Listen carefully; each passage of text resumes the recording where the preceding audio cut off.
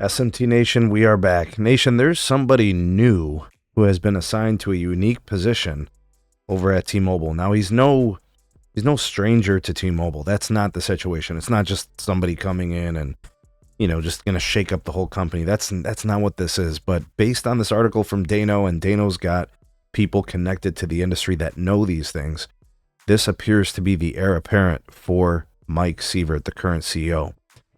I don't know if that would be good news or bad news. I have no idea. I don't know who this person is. I don't know their history. That's probably something I can do on Patreon or a YouTube member video. I can do some homework on him and see what he's been a part of and what he's done.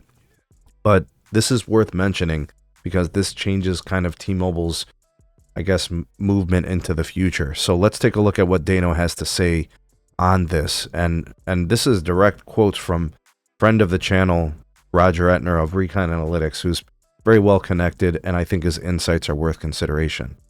So Roger Etner says that Gopalan, quote, is the heir apparent.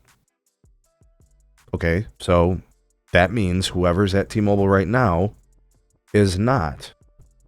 So any type of speculation that was like John Fryer is going to be the next CEO or Callie Field, no to both of those. I mean, I couldn't really argue with that. I wouldn't say that either of those folks really has garnered that type of consideration. Now, to me, it made sense when Mike Sievert became the CEO to replace John Leisure, after the merger, but I guess they're going to go with a longtime T-Mobile guy, longtime industry guy. The board is comfortable, according to Roger. He's a process optimization guy. Now, here's why that's important. Process optimization means that the company is settling in. They're settling in their direction. They're settling in what they want to do in the future. Namely, what comes to my mind is wireline. Metronet, Lumos, fiber. I'm thinking in that direction. Does Mike Sievert, after 2028, when his contract expires, I mean, he's going to need a replacement. I don't think he's going to be hanging around for the next phase of T-Mobile. This guy's been an executive for a long time at T-Mobile and then previously at AT&T and Microsoft and all these other positions. So when you put these pieces together, and you guys can read this article and check it out, it's over on Light Reading. The Gopalan gentleman would become the COO or the chief operating officer. And basically when people come in with that position, people view them as the next CEO. And that's where I think these pieces start to come into place and it all makes sense. Sievert's contract up in 28. It's 2025. That's 3 years to prepare, put together the plan, the vision, the philosophy, the direction, all of those things. There is a transitional phase that you would likely see over the course of the next couple of years.